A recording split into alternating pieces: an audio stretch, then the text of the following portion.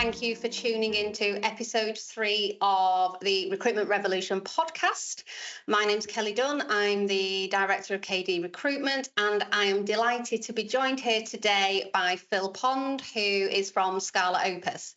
Now, I've known Phil for a number of years, and we've done a few things together talking about a lot of market insights and the future of the workplace and workplace trends and things like that. So I'm delighted that Phil's able to join us here today for what's going to be a very insightful and interesting podcast. So Phil, can you tell me a little bit more about the work that yourself and your colleagues at Scarlet Opus do? I can indeed. Good morning, Kelly, and thanks for inviting me along. Privilege to be number 3 on the list as well. That's pretty good. Yes. So Scarlet Opus is what's formerly known as a Foresight and Trend Intelligence agency. Sounds rather grand, doesn't it? Yeah. Our job, our purpose is to inform clients what their customers will respond to, engage with, and want to purchase 2 to 5 years from now.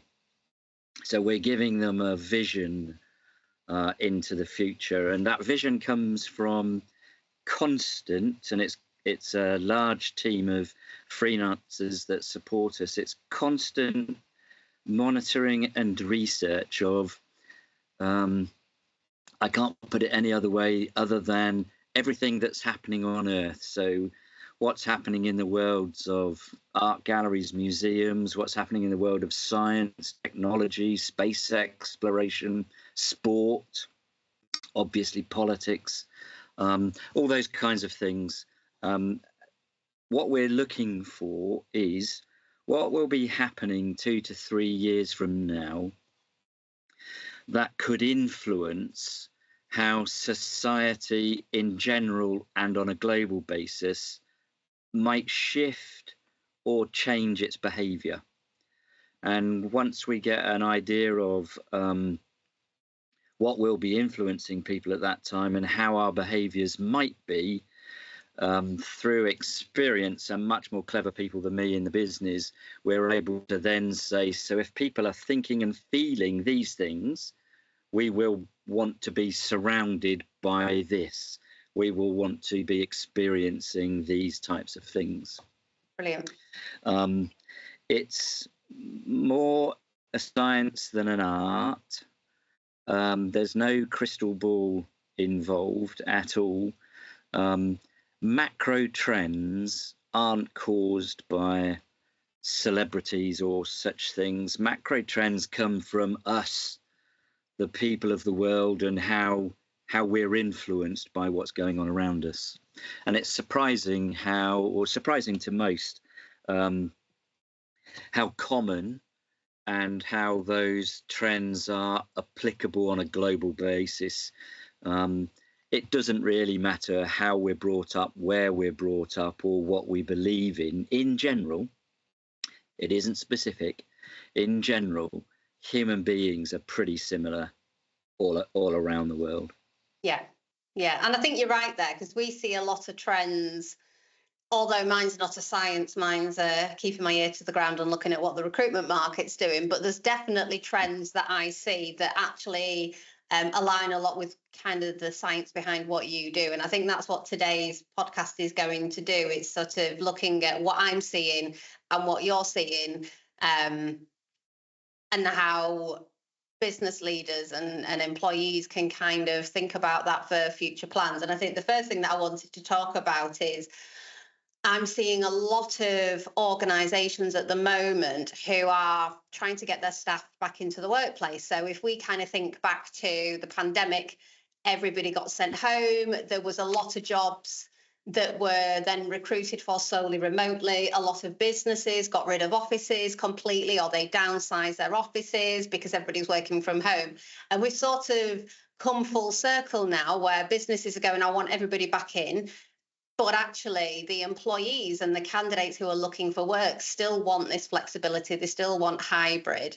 And they're not necessarily working in the environments maybe that they used to work in, or that are as attractive to them, where offices have been downsized or, people have changed their offices, locations and things like that. And I think one of the biggest challenges for businesses now, if they're trying to get people back into the office, is how do they make it an attractive place for people to come and want to work? And I think one of the big things is, what's the environment like? When I send candidates to interviews, a lot of what they're looking for is that a place that they see themselves working? Does it feel and smell, and are their senses kind of making them go, yeah, I can see myself working in this environment? Because some are quite clinical, quite cold. They don't necessarily have a lot of windows and things like that. So what are you seeing in terms of kind of what employees or job seekers maybe are looking for, and what employers are doing or could do in the future in terms of that workplace design? Yeah, it's a good question, Kelly. So pretty early on in 2019, we were able to start talking to designers of workplace about the position that we're in now. So what you're seeing now is what we were reporting at several years ago, and nothing's really changed. The events of 2020 to 2022 only accelerated what was already happening and going to happen. It's just that perhaps let's talk on a local basis to where we are now. Businesses in our area just haven't really experienced it until recently.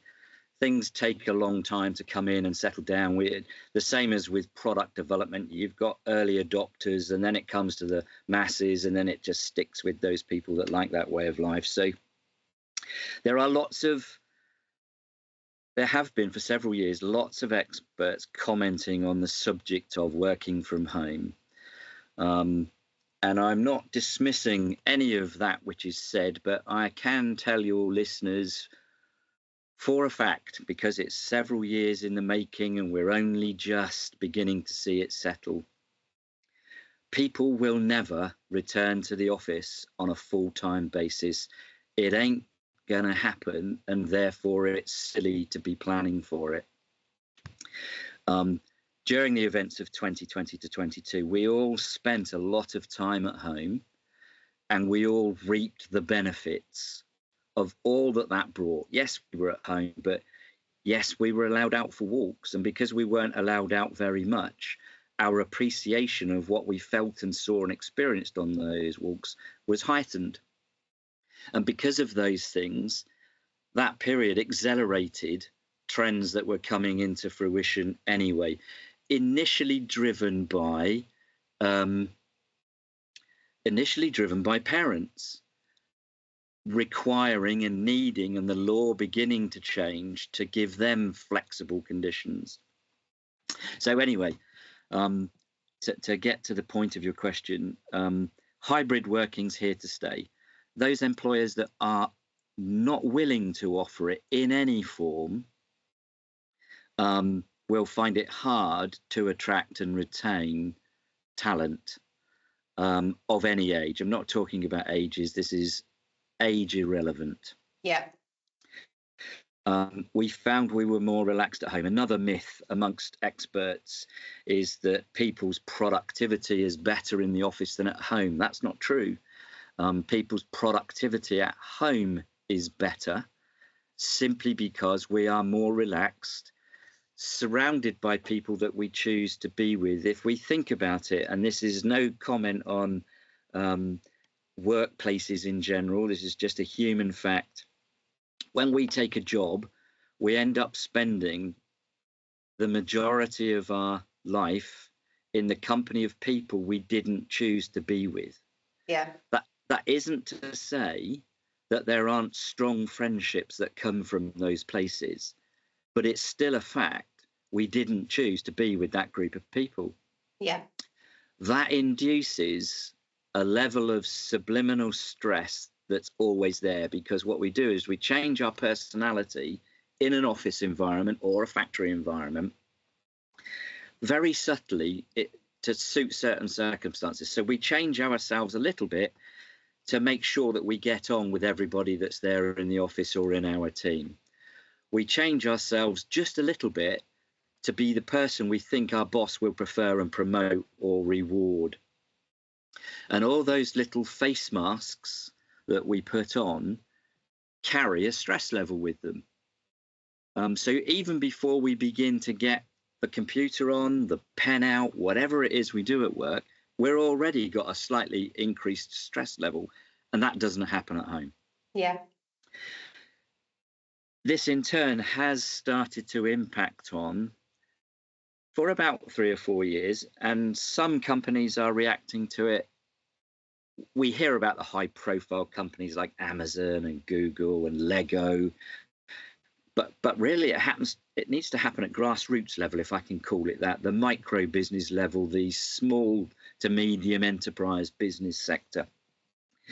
How that changes workplace design is, if you want to encourage me back into the office, even for some of the week, you've got to provide me with an environment in which I now feel comfortable and I feel as relaxed as I'm going to be.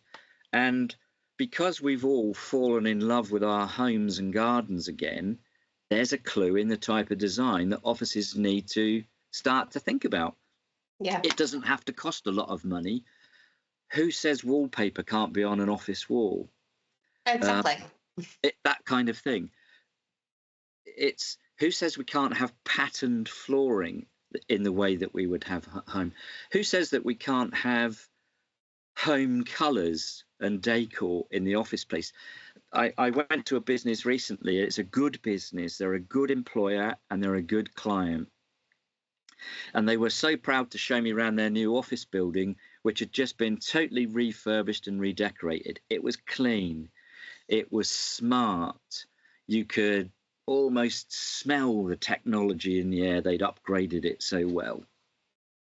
But it was like a hospital operating theatre. It was very few pictures on the walls, if any at all. It was mostly white. There was as much natural daylight as they could get in. Those kinds of things. I could go on. It wasn't an environment from a decor viewpoint that made me feel happy, content, satisfied, those sorts of emotions. Yeah. And this side of 2020, one of the other things that's changed for a permanent basis is that human beings, it doesn't matter how professional we are, and that's not to say anything about professionals at all. We are working on emotional basis. We are working and making decisions based on emotions more than we've ever done before. So with workplace design, I'd think about home colours, I'd think about wallpapers, I'd think about patterned flooring, I'd think about better lighting so that we don't have simply ceiling lighting providing a glare for most of the day. Of course, there are rules and regulations about office design, but as we keep saying to our client, this is how rules and regulations change. Things happen and then the rules and regulations catch up. It's always happened that way. So if we we can say, we can't do that with lighting because you've got to be able to provide this to meet the building regulations. Well, there are ways that we can perhaps work with that in specific areas. And one of the biggest things I watched early this week, I don't know if you saw it, there was an organisation we know well, NYBEP, released a video that was made by a company focusing on the young people of Scarborough. And they were very young people of Scarborough, pre-school leavers. And you know, those young people were talking about how being out in nature made them feel good. Yeah. So if we've now got school students talking about how nature makes them feel good, employers need to take a lead from that. It isn't about having plastic flowers in the office anymore. It isn't about not considering people with allergies or encouraging insects and all those kinds of things which are barriers to bringing nature into the office. We need to bring nature into the office because that's what we all want. Yeah, and I think you're absolutely right. And there's a couple of businesses that I've been to see recently that have had a bit of an overhaul, and one in particular has got kind of a courtyard in the middle with glass all the way around it, but it is living, breathing garden in the middle of the offices. So they've got floods of natural light coming down because the offices go around it. Yep. And it's a beautiful garden in the middle. So therefore, nobody's physically touching it, but they can see it, they can smell it, the light's coming in. That's beautiful. They've got a living wall in another area, which I think is amazing. There are all sorts of plants and things dotted, and it's a massive open plan office with, your standard kind of quad desks or rows of desks and all of that, which usually is quite a sterile environment, but they've brought as much nature as they can into the environment. The walls are no longer white, they are warmer tones. And everything about it, the entrance foyer, the reception area, it's comfier seating, it's more sort of sofa based seating rather than chairs, the upright chairs and things like that. And you automatically walk in, even as a visitor, and go, oh wow, this is lovely.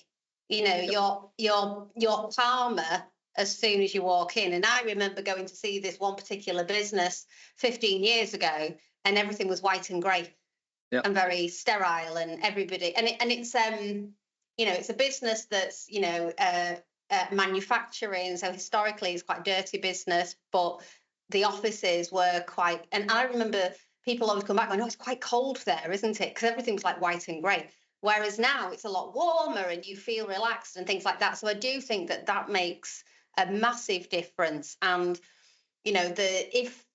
if you're trying to attract people back into the office, or you want to attract people to come and work for your business, whether that's on a hybrid basis or whatever that looks like, it's got to be inviting. And I think one of the other things, and we've spoken about this before, is the work from anywhere situation, and how more and more people who want to work from anywhere are working in things like hotel foyers and the sort of reception areas of hotels, because they are now designed to be more like a living room at home, and there's rugs on the floor and it's softer seating, and there's lots of different textures and there's cushions. And because, as you were saying, if you're comfortable at home with all of that around you, if that can be brought into where you're working elsewhere, you will be more comfortable there as well, won't you?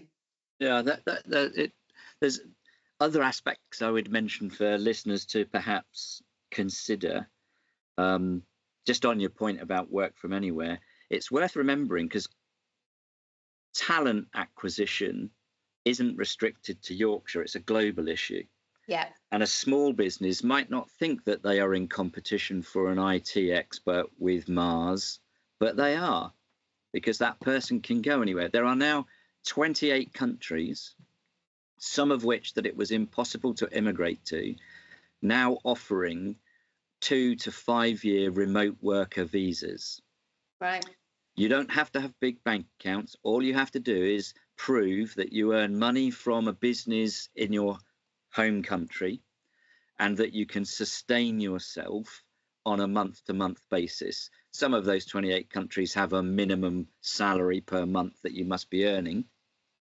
Mostly they are set up for freelancers, but many employees are taking advantage of them. So there's a new area of competition that makes it possible for someone who's a really smart code writer in the world of IT, but is only 22 and wants to experience things, to get a 5-year remote worker visa in the Bahamas, Spain, Dubai, Australia. All these places now offer them. So there's a new element to competition there. So what is it that's going to make you make an attractive workplace? The other thing that I mustn't forget, you mentioned factories. Not everybody works in an office. So employers also have to think about, obviously, if you're a factory operative, it's impossible for you to work from home if you've got machinery that you're in charge of. But your employer, for sure, is going to have to start to think about what elements of flexible working could they give you? How can they improve your standard working week in order to reflect that what they're able to do for the people that work from the office also applies to you? From a sales viewpoint, obviously, salespeople have worked from home for decades. Yeah. So we've always had people that work from home. It's not brand new, but it's brand new to a broader element. In terms of office design, we've mentioned colours, we've mentioned lighting. The other thing we should think about is something called universal design. So the world, it isn't Yorkshire. The world has a problem, and the problem is there aren't enough people to do the jobs that are out on offer to be done. So this talent acquisition is hotting up as a competitor thing. And that means we're going to have to attract a broader range of people. And that means that we've now got 5 generations in the workplace, and in some places we've got 5 generations in the same company. Yeah. And that means we need to think about catering for 5 totally different age groups, 18-year-olds working alongside 70-year-olds. And for employers that care to delve into the research, you will find that there are plenty of surveys showing that the differences between what the 18-year-old want and the 70-year-old want aren't that great. They want comfort, so on and so forth. So furniture, seating that is assistive in helping you get up, we're used to seeing in care homes. It's going to need to be in offices. And when we think about universal design, which means that an environment needs no further adaptation to enable everybody of any physical ability to be able to use it equally. So if we think about it, if we provide a chair for a 70-year-old employee that the seat perhaps raises to help that person get up, if we think about it, there must be some 20-year-olds that could do with that assistive getting up and sitting down. We've just never really thought about it. No. Directions around offices. How often do we see those, say, in Braille? How often do we see them in an audio format? We're used to an audio format for lifts to tell us what floor we're on, what floor we've arrived at, but we don't see those sorts of things around an office, and that makes it really challenging for some people to be able to work in that environment. So I would suggest Googling and researching universal design for every employer or every architect or interior designer. It's crucial if we are to fill the positions that we have open to us. Scent, smell, one of the 5 senses. That's how crucial it is. We ignore it in the workplace. Maybe that's something that we should start to consider, is how do we scent a workplace to create relaxation or productivity or that kind of thing. Music. Most workplaces frown upon having music. I don't know about you, but when I work from home, I've usually got some music going in the background. Yeah. I find it pleasant. I find it helpful. I find it mood enhancing. Why can't we have music in offices? Even in call centres, it can be quiet. The only music that tends to play in call centres is that annoying music when we're being transferred between people or robots. Perhaps an unfair comment, but so there are lots of things about workplace design that employers, generally speaking, are not considering at all. No, there's a lot of them coming on board with the height adjustable desk and things. So, you can stand up and work. And so I'm seeing that more and more, which again, it's a great idea. And, for years, people have looked at the type of chair you sit on and if you need adaptations to the desk environment and things like that. But I don't think it's ever gone beyond kind of what's on your desk, has it? And actually, you're right that it needs to go beyond that and look at the whole office space. And I think as well, if we look at kind of anybody who's neurodiverse, if there's too much going on, that could be overstimulating for them, and therefore they're not going to want to come and work there. So it's trying to make, sometimes they're not even expensive changes. It's trying to make small changes that you then become a more inclusive employer, that it's a more comfortable work environment, but comfortable for any individual of any ability. And I think that's important at the moment.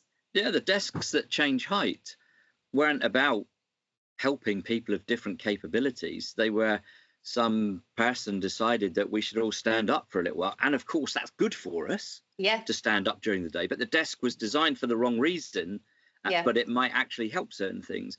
There's easy things employers can do. Most boardroom tables, you can go and check later on, most boardroom tables that currently sit there, it's not possible for a person in a wheelchair to sit comfortably at that table.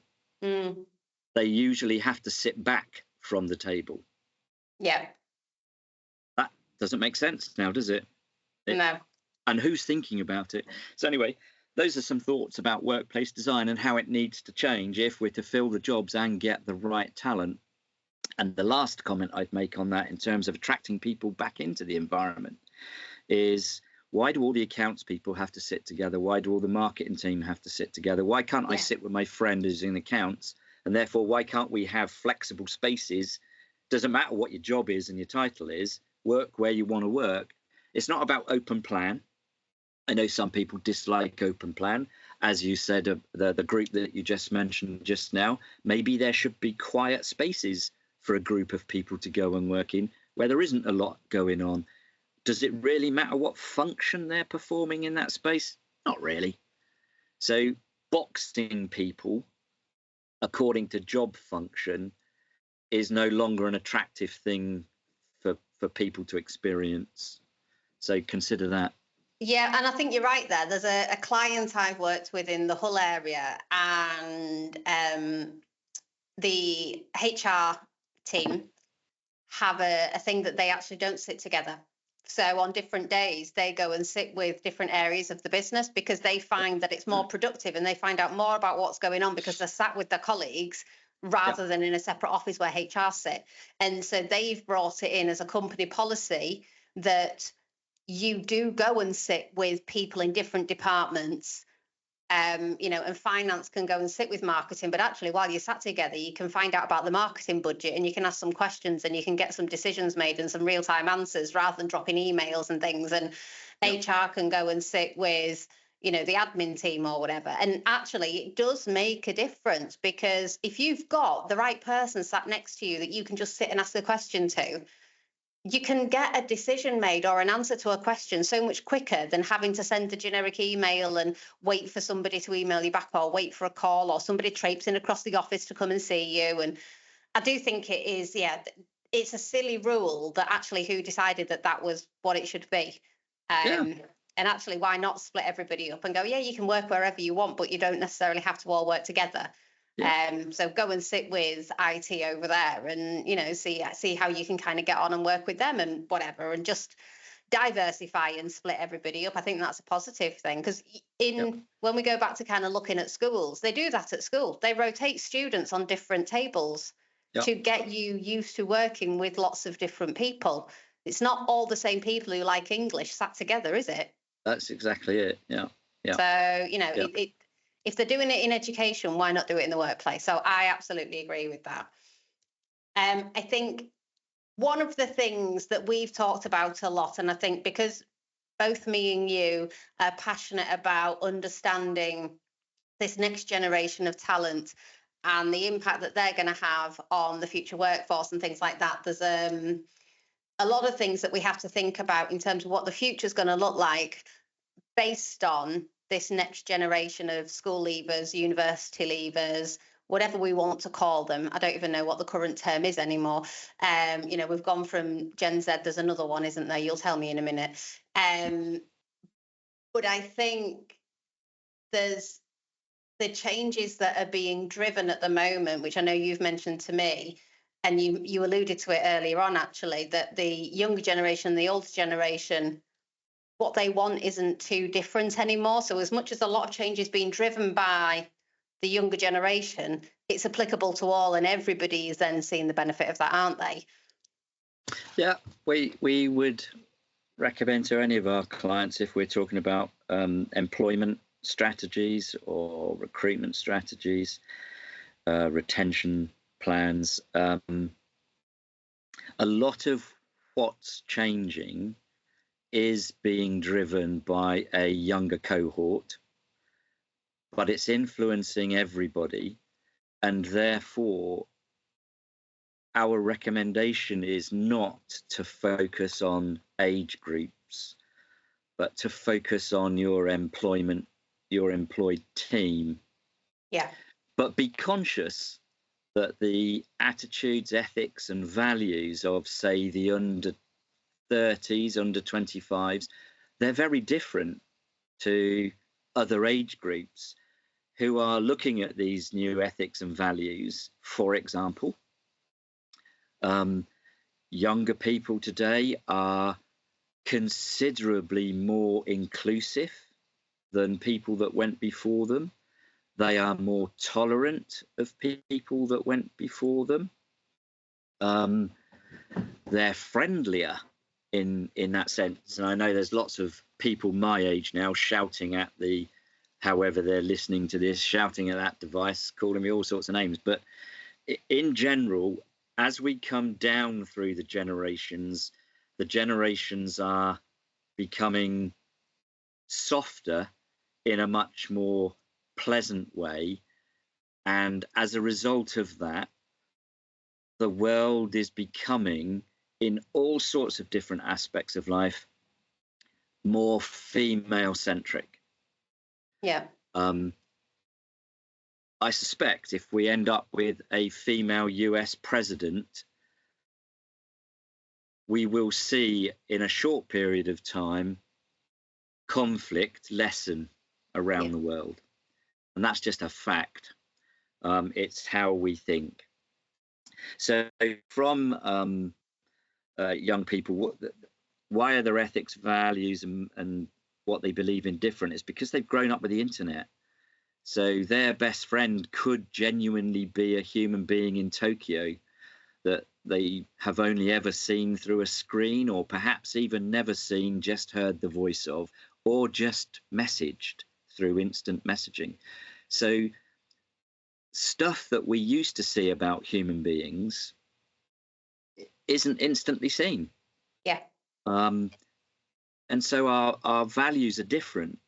Our expectations are different because everything is so fast. So they won't wait in queues at a bank. They won't wait in queues at a store. Why can't we have Alexa in the workplace and get instant answers? What's wrong with that? I can do it at home. If I ask Alexa a question in a minute, fortunately, I've switched her off. But if I asked her a question now, she'd give me 20 answers in about 3 seconds to choose. It's that kind of a world. So they're faster. They are, as I say, much more inclusive and tolerant, but they are also therefore braver. They are more confident. And if we don't provide them with what they want, or most of it as employers, they'll just go work for someone else. So employee loyalty is just, it's not something employers should focus on anymore. These are people that have seen their parents and their grandparents work for a company for 40 years and get made redundant. Yeah. And given a watch for their 40 years, or given some money for their 40 years, or a cake or a party. And they think, well, we've given 40 years. My grandparent gave 40 years. My dad gave 20 years. I'm not going to bother. I'm going to look after me in this instance, because there is no such thing as employer loyalty. Now, I'm not saying that's factually correct. I'm saying that generally speaking, that's a perception we all now have. And so these young people will not work for employers that don't provide the right environment. It's not so much about money. Yes, it's about money. Of course, it's important. But give me a place where I'm happy. Give me a place where I'm satisfied, and I'll come and work for you. Give me enough money so that I can live comfortably and do things. Don't try and cheat me in that sense. Because if you don't, I'll go and work somewhere else. And I tell you what, and this is a younger cohort attitude, if I can't find a job that gives me that, I'll just work for myself. I'll be an influencer for a little while, or I'm good at I'm good at computers, so I'll work as a freelance. They're confident. Yeah. They're really confident. And I think I'm seeing that as well. Having done this job for 17 years, what's important to people now has changed. It used to be, I want a reliable job. I want a company that's stable. I want the right salary. Now, when I say to them, what's important, it's, I want to know that I'm making a difference in the job. I want to work for a company whose values align with mine. I want to know what their corporate social responsibility is. I want to know what their sustainability goals are. I want to know if this is a company I want to work for. And then after all of that, it's going, is this a job that I can do?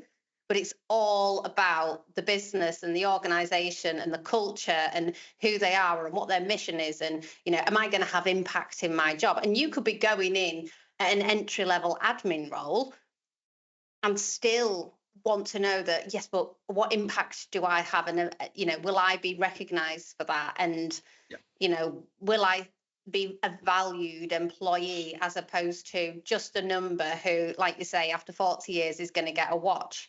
And I think that it's been led by the under 25s, under 30s, but actually more and more of the over 30s are starting to think that way as well, because they've been working with the younger generation and going, well, if they're leaving because of this, and actually when I've been talking to them, yeah, I care about that too. And I want to know that, I know who I am now and I know what my values are. And actually this company doesn't align with them. And I don't like the way that they do things. And that company over the road is probably better suited to me. So there's definitely been a shift in what's important. And from an interview perspective as well, businesses have had to change an interview technique to go, you're not just interviewing that candidate to see if you want to hire them. They're interviewing you to see if they want to work for you. So you've got to work equally as hard and you've got to do as much preparation before the interview as what you're expecting them to do, because this interview is a two-way street. And it's not a given just because you offer somebody the job that they're actually going to take it. And it's not a given that when they start that they're going to stay. And there was a stat that I heard that a lot of if we class them as the under 25s, so the majority of under 25s start thinking about their next job within 72 hours of starting a new job. And that stems from, have you onboarded them properly? Have you started them in the right way? Have you had everything ready for them when they start? Have you introduced them to everybody in the business? Do they know who everybody is? Have you got a training plan in place? Because if you haven't hit the ground running from day one and laid everything out for them to go, this is what we're going to do with you, and this is kind of what's going on, and this is a business, and this is what we're doing, they will sit there and go, well, if you're not ready for me, why am I here? And I had a job offer from somewhere else, or there was another job I was looking at. And so, you've got to work hard to get them, and then you've got to work even harder to keep them, because sometimes the grass is possibly greener. Yeah, one of the things that I've experienced through my life that prospective employees today do not have to tolerate is a job being oversold, an environment being oversold, and then when I join, it isn't quite what I was presented. So I think your clients, prospective clients, need to think also about the reality of their workplace and present the reality. Of course, if they've got aspirations and areas that they think will need improving, share that too. But to oversell things in the beginning will come unstuck in this today.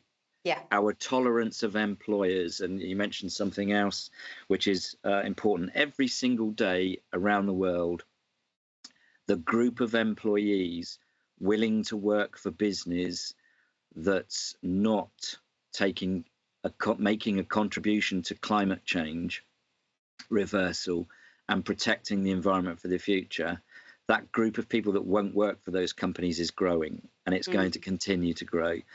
So if you are a business that has a harmful process, you need to be able to demonstrate what you're doing to offset that. And it isn't about chucking money at charities. That's not what it's about.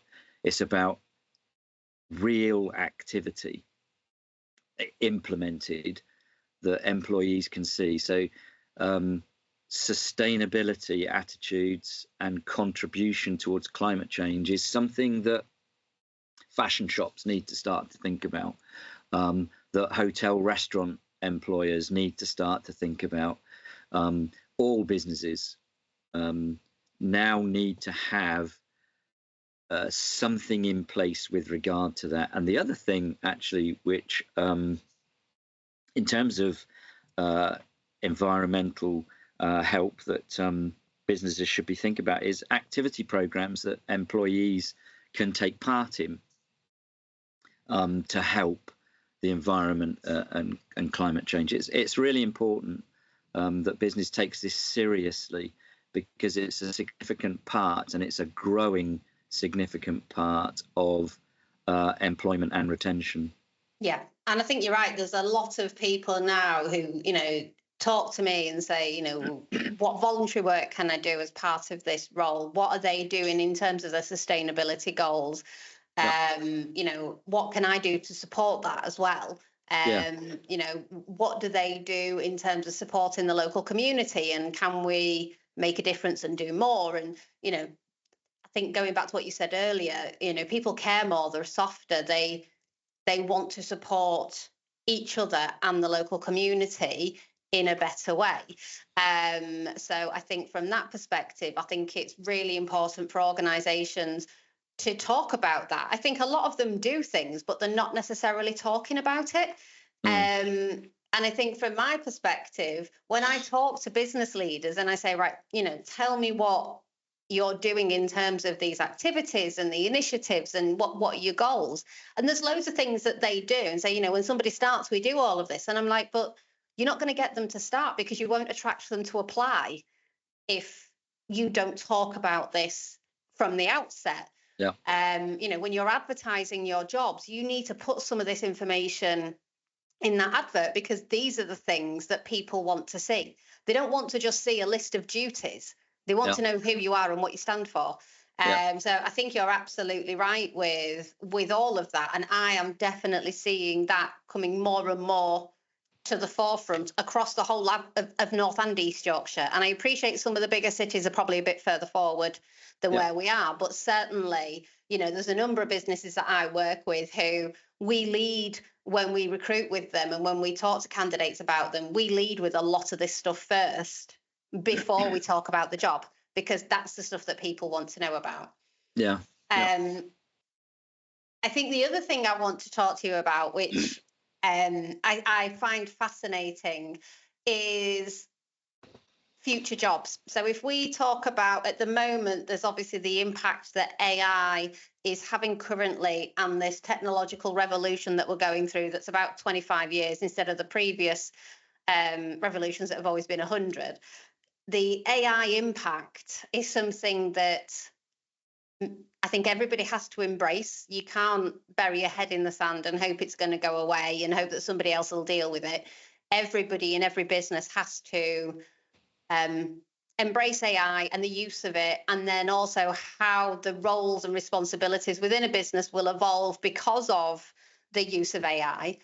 But then, because of how much tech is coming in, how jobs will disappear, but more jobs will be created that we don't even know exist yet, and jobs that were starting to become extinct, for want of a better word, are going to come more to the forefront. So I'm seeing, from a HR and recruitment perspective, AI and tech is going to come in and make a lot of efficiencies, which will be great. I've talked before, and many of the people listening will know the Amazon story of how bad AI affected them, because they spent millions of pounds on trying to implement AI into their recruitment process, because they'd historically only ever hired white middle-aged men, and realised that they weren't inclusive. So they spent all this money on a piece of software for AI so that they were taking the bias out of it and the discrimination. But then they failed to realise that AI learns from the past. So AI sat there and looked at what do good employees look like at Amazon and realised that all the good employees were white middle-aged men. And therefore, when it was sifting through the applications, it was sifting through and going, right, well, the good ones are white middle-aged men, so therefore that's what we'll shortlist. So that didn't actually get launched across the whole business, but they realised that they'd wasted a lot of money on that. So that for me is kind of a bad example, but I do know that it is going to make efficiencies, and there are certain things that it can do which it will help HR and recruitment in the right way. What I feel it's going to do is make the jobs more people focused and have that human touch. So the tech will automate a lot of stuff, and that's fine. But for me, I'm seeing in all the roles that I think AI is going to make a difference, the human element and the person to person bit is going to be emphasized even more. And I think that a lot more jobs are going to be more people focused rather than hiding behind a computer. What do you think? I think I would preface this one. It's the only time where I'd make a point of it, really, Kelly, is I think what I think is totally irrelevant on such a crucial subject. So I'll stick to what the research and our knowledge of where the technology world is and where it's going. So, for example, there is an instance. I won't give the details because I don't think it's important, but there is an instance of a computer in America that somehow connected with, or let's say an AI device. It was an intelligent device connected with another AI device, which just happened to be in Melbourne, Australia. And the American device learnt what the Melbourne device was doing and then corrupted it to its own activities. When it was discovered and looked into in great detail by experts that knew what they were doing, they have no idea how this AI device was able to do it, nor have they any idea how it was able to learn how to then reprogram this other device to even think like it. So the point about that is that we're on the cusp of AI developing itself as much as men or human beings developing AI. And it's a really crucial thing because inevitably, I won't put a time scale on it, but it's not the far future. Inevitably, AI will cause the loss of many, many millions of human beings' jobs. And there will be a time when there will not be work for human beings or a portion of the human beings to do. And we will have to restructure society in order that those people who are never going to work are taken care of. Yeah. So that's one thing.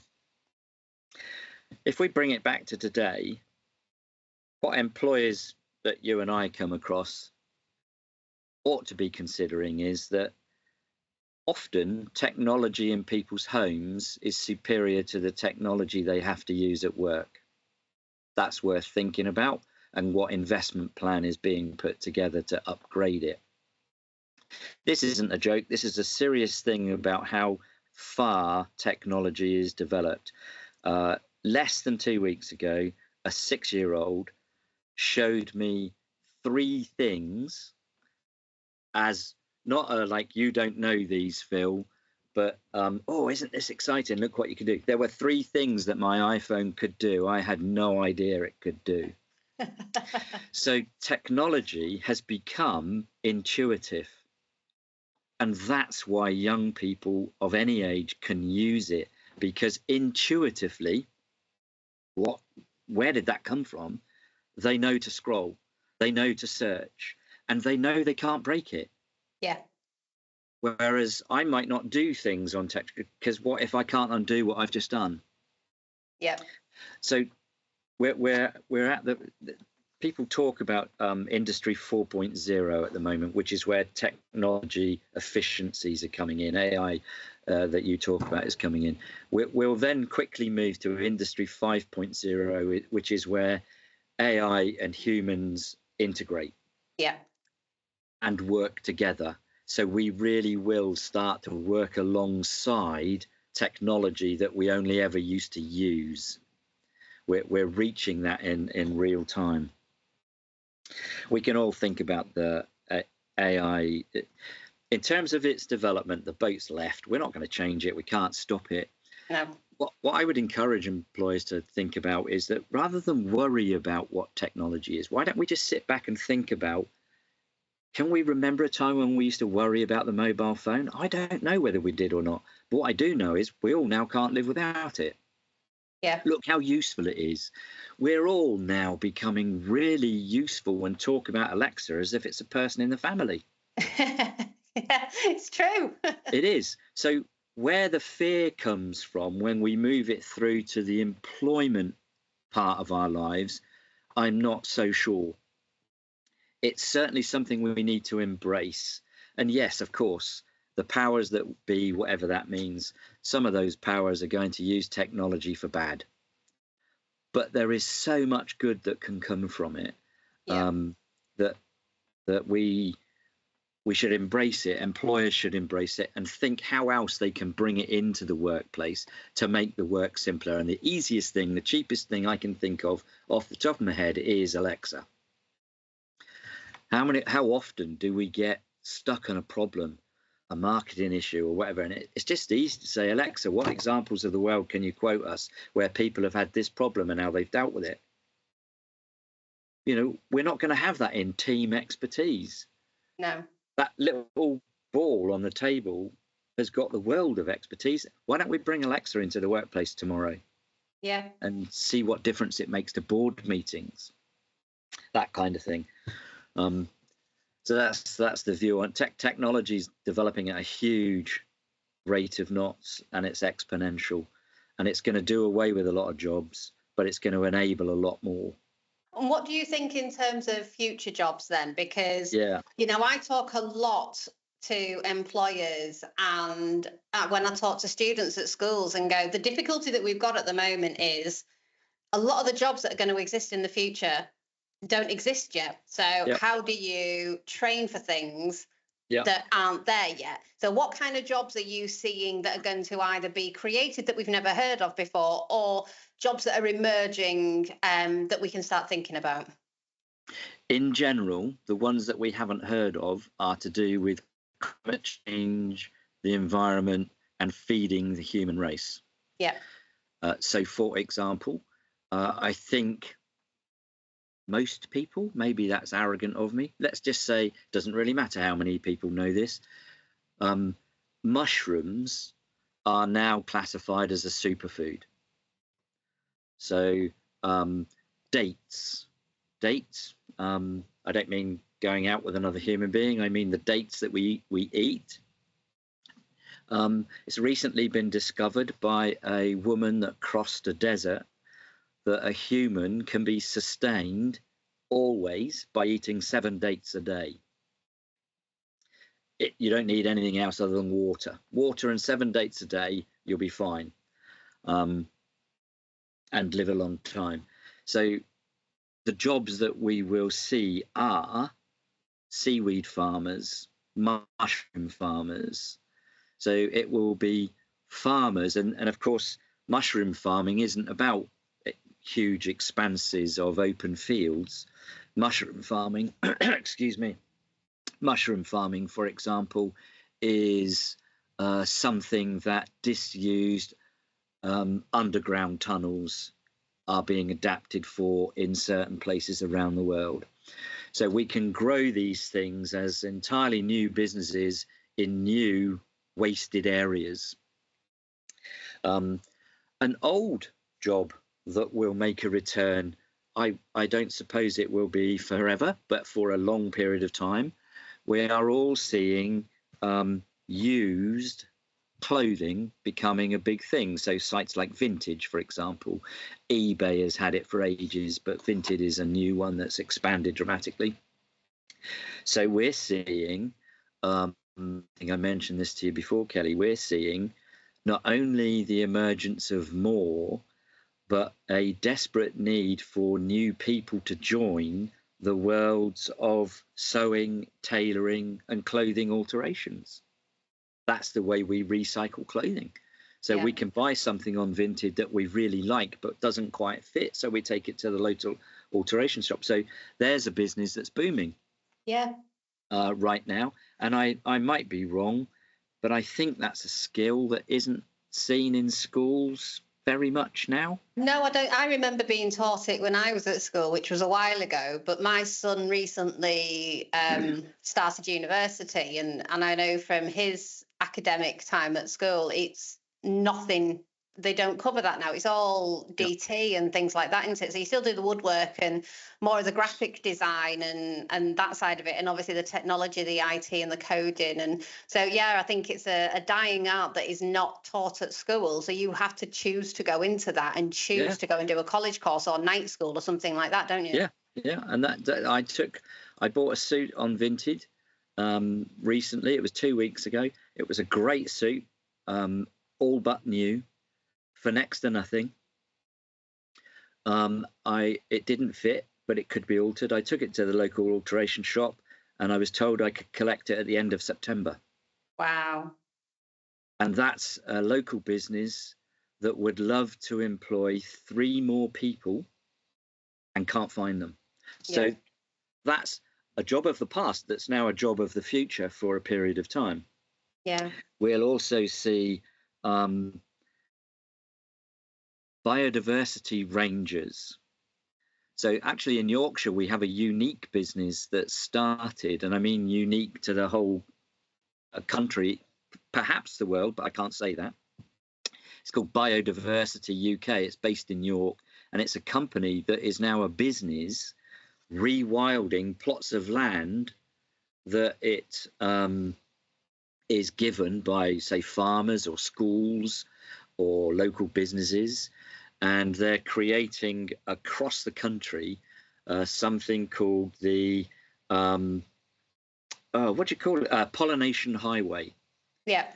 So they're trying to build a world in which our pollinators, which is essential to life, can thrive. So there we have a brand new business of the future. It's just come about. It needs gardeners that can rewild gardens. Biodiversity rangers will be a kind of police force that will patrol towns and cities to make sure local councils are doing enough to de-concrete, which leads to another job. We will see jobs in the future which might be entitled de-pavers. So cities like Dubai, for example, now realize that they've built so many new buildings, they've laid so many new roads and pathways that they've increased the temperatures of the city themselves. So they need to undo some of the concrete laying and the paving. So de-paving will be a skill that somebody goes round and works out, we need to remove this much, let's put a project together to do that. So lots of different jobs, but mostly to do with the environment and climate change and to help the planet so that we can reverse stuff. And if it's not to do that, it will be jobs that will enhance the well-being of humans. Yeah, and I think well-being is something that isn't going away. And I think, employers need to continue to focus on it. I think obviously there was a big push in the pandemic because everybody did get sent home and being isolated, it did affect the well-being of a lot of people. But I think in today's market, when economically a lot of organisations have been struggling over the last 12 months to kind of navigate through a political landscape that's been ever changing, they can sometimes forget to look after the people again, because you get your head down and you're doing your job and it's like, we've got to just get this business through it, we've got to get through X, Y and Z, and they forget about the well-being of the people. So I think that that's something that has to continue to be at the forefront, and not being forgotten about. There's a lot of jokes around, if we sort of bring it right back to, the under 25s and the under 30s who say, I want to be able to do yoga on my lunchtime, and, what are you going to do to support my well-being? And, not everybody wants that, but what they do want is some sort of support, whether that's in a paid for offering or flexibility to allow you to do things to support your well-being. And not everything has to cost the earth. It can be, we make sure that you take a lunch break, and we make sure that you get away from your desk and you can go for a walk, or you can go and do whatever it is that you want to do. And we're encouraging you to do that. And as a company policy, there are no meetings booked between 12 and 2 to make sure that you take that lunch break and that time away to support your well-being. Or we do an early finish and we split it up in each team. So each Friday, a team has an early finish of 2 hours. So you can go and do something well-being based, and you can put it on the WhatsApp group to share what you've been doing, whether that's going to the gym, or it's getting your nails done, or it's going for a dog walk, or whatever it might be. But you share that. And, and these are really simple things that businesses can do that doesn't cost the earth, but the employees will see the benefit because you're looking after them. On that basis, Kelly, here's an idea for you or your clients and those who want to be your clients. It's a powerful idea, but it's a brave step. Prior to 2020, companies for years talked about health and wellness at work, and they ran yoga classes or activity groups and so on. When we look back, the issue surrounding that, of course, is that those programs weren't really anything to do with my health and wellness. They were about getting me to do more for longer. Yeah. And making me feel better in order that I could do that. Since we spent all that time at home, there's been a significant and permanent shift in our attitude to it. So we are now collectively concerned about the health and wellness of the group, but we have a much more heightened sense of our individual health and wellness. So the idea for employers is quite simple. Why don't you sit down with, so when I was locked up at home in 2020 to 2022, for those periods of time, I could go for a walk when I wanted to. I could change my sitting position and place when I wanted to. I could work outside when I wanted to. I took care of my own health and wellness and well-being. And I think we think, from what we see with the change in attitude toward caring about how I feel, is that the responsibility I'm now going to put on employers is quite simple. If you want me to come to the office, I must be able to go for my walk at 10:30. I want to be able to work outside for an hour when weather permits it every day. So rather than have group activities, employers should consider sitting down every so often with every employee to say, how can we help you with your individual well-being? Yeah. It'd be a powerful attraction for an employer. And I think, communication with everything is the most important thing. If you talk to your people and listen and see what you can do to support them, they're more willing to probably stay with you because they feel like they've been heard. So, yes. And I think this is that thing of, if you put yoga on for everybody, not everybody wants to do yoga. So looking at individual needs, I think, is the most important thing to do. I'm not the most active of people. So if you said to me, we've got a gym for you to go to every lunchtime, well, I don't go to the gym. So that's not going to help me. But one of my colleagues would jump at the chance at doing that. So you'd be looking after her, but alienating me. But absolutely, if you said, well, what you can do is if you want to get outside when the weather's nice, either go and work outside, or I'll let you finish early so you can go and sit in your garden for an extra hour, or, absolutely. Yeah, let me do that, or take my dog for a walk, or whatever it might be. So I think that's the communication piece is probably the thing to look at, is going, well, what's important to the person and what can you do to support that? And you can't do everything because you've still got a business to run, but listen to them and think of, what solutions are there to support their well-being, and what can you do? And if you can't do it during working hours, is there anything that you can do to support them outside of work to do whatever they want to do? So yeah, I think that there's definitely an important thing, an important message there for business leaders to think about. But we've covered a lot. It's been really, really interesting, and I do feel like we could carry on talking for hours because there's so many things that we could unpick here. But I think I'm going to take away from this that businesses need to bring Alexa into the workplace. I need to eat more dates because clearly that's going to help me. And we need to think about well-being. But no, it's been brilliant. So thank you so much for your time, Phil. I hope everybody listening has enjoyed it. And subscribe where you can so you don't miss out on any future episodes. But thanks very much, Phil. Thank you, Kelly.